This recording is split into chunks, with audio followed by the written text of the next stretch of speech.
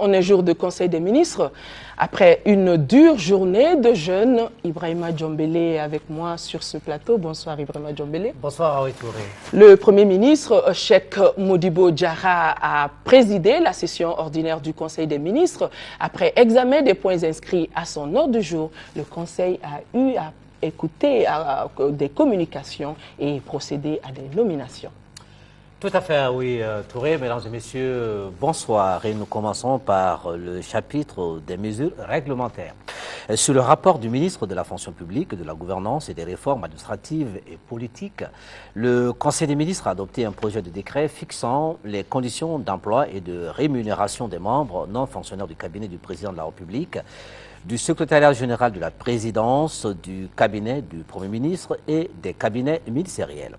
Les textes fixant les règles générales d'organisation et de fonctionnement des cabinets du Premier ministre et des ministres disposent que les membres de 10 cabinets sont choisis parmi les nationaux maliens jouissant de leurs droits civiques et politiques et d'une parfaite honorabilité.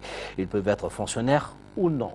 Lorsque les emplois de membres de cabinets sont occupés par des non-fonctionnaires, le traitement de ceux-ci fait l'objet d'une convention ou d'un contrat de travail conformément aux dispositions du Code du travail. Cependant, dans la pratique, la gestion et le suivi des contrats conclus dans ce cadre ont donné lieu à des difficultés auxquelles il est nécessaire de mettre un terme.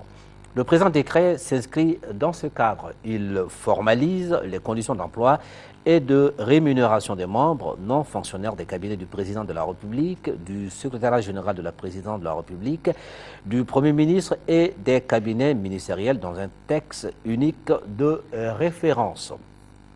Sur le rapport du ministre de l'Économie, des Finances et du Budget, le Conseil des ministres a adopté les projets de texte autorisant l'État à participer au capital social de la Société des mines d'or de Gounkoto, Gounkoto SA. Les travaux géologiques et miniers entrepris par la Société des mines d'or de Lulo, Somilo, dans la zone de Gounkoto, dans le cercle de Kéniéba, région de Caille, ont permis la découverte de nouveaux gisements d'or de 51,44 tonnes de réserve pour une durée de production de 15 ans. La Somilo a décidé d'exploiter ce gisement dans le cadre d'une nouvelle société avec la participation de l'État du Mali et de Rand Gold Limited. L'adoption des présents projets de texte a pour objet d'autoriser la participation de l'État au capital de la nouvelle société anonyme d'économie mixte dénommée Société des mines d'or de Gounkoto, Gounkoto SA, et de fixer les modalités de cette participation. Au terme des textes adoptés, l'État doit participer au capital de la Société des mines d'or de Gounkoto à hauteur de 20%. Au chapitre des mesures individuelles, le Conseil des ministres a procédé aux nominations suivantes au titre du ministère de la Défense et des anciens combattants. Conseil technique, Brahima Mamadou Diallo, magistrat. Au titre du ministère de la Sécurité intérieure et de la Protection civile, inspecteur en chef adjoint de l'inspection des services de sécurité et de protection civile, Falay Keita, contrôleur général de police. Inspecteur à l'inspection des services de sécurité et de protection civile, colonel-major Mamadou Traoré, Kassoum Sinenta, contrôleur général de police, Amidou Gakuna Kansai, contrôleur général de police, lieutenant-colonel Mamadou Keble Kamara. Au titre du ministère de la fonction publique, de la gouvernance, des réformes administratives et politiques, secrétaire général Adama Traoré, administrateur civil, chef de cabinet, Madame Sidibé Mahawa Aïdara, inspecteur des finances. Conseiller technique, Adama Diallo, administrateur civil, Sekoumar Dambélé, administrateur civil, Madame Assitan Moussa Dambélé, inspecteur des services économiques. Chargé des missions, Madame Diao Mariam Kone, journaliste, Salif Fane, juriste. Commissaire au développement institutionnel, Lassine Boiré, inspecteur des services économiques. Au titre du ministère de l'Agriculture, de l'Élevage et de la Pêche, secrétaire général, Cheikh Sidia Diaby, ingénieur de l'agriculture et du génie rural. Chef de cabinet, Cheikhna Touré, ingénieur de l'agriculture et du génie rural. Conseiller technique, Modibo Sidibé, magistrat. Directeur des finances et du matériel, Madame Orokia Dambélé, inspecteur des finances. au titre du ministère de l'Artisanat, de la Culture et du Tourisme. Chargée de mission, Madame Awa Touré, gestionnaire des entreprises touristiques et hôtellerie, directeur général du Palais de la Culture, Amadou Ampateba, Boubacar Amma Diaby, administrateur des arts et de la culture. Directeur général de l'Office malien du tourisme et de l'hôtellerie, Madame Sissoko Sirimaha Abibatou Diawara, administrateur du tourisme.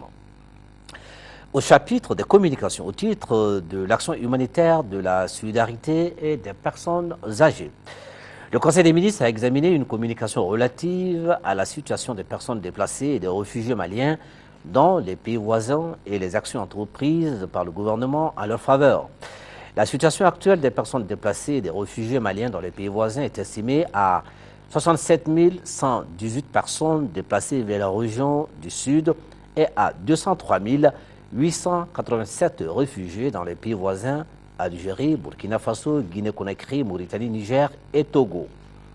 Le gouvernement, en collaboration avec le Haut Conseil islamique, le collectif des ressortissants du Nord, la Croix-Rouge malienne, l'association Cris du Cœur et les agences des Nations Unies en charge de l'action humanitaire, a entrepris l'organisation de convois humanitaires des actions suivantes pour un coût total de 807 500 000 francs CFA. Envoi de 1080 tonnes de vivres et de non-vivres, de médicaments et d'équipements de médecins pour la prise en charge des urgences médicales dans les localités du Nord, notamment Tombouctou, Gao, Kidal, Douanza, Ombori et Gossi. Distribution de 1500 tonnes de vivres et de non-vivres dans les régions du Sud en faveur des populations déplacées.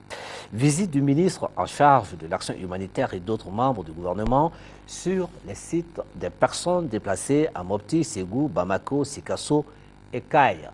Le ministre de l'action humanitaire a effectué des missions au Burkina Faso pour rendre visite aux réfugiés maliens en vue de leur apporter un réconfort moral ainsi qu'un appui financier symbolique. La prochaine étape de la visite concernera le Niger et la Mauritanie. Voilà, oui, Touré, ce qu'il fallait retenir du Conseil des ministres de ce mercredi. Merci Ibrahima Djombélé. J'espère que le jeûne de demain il sera moins dur comme celui d'aujourd'hui, parce que avant de monter sur ce plateau, vous m'avez donné des frayeurs. À mercredi prochain, Ibrahima Djombélé, mais bon, je vais vous demander de rester sur ce plateau pour suivre le reste de ce journal.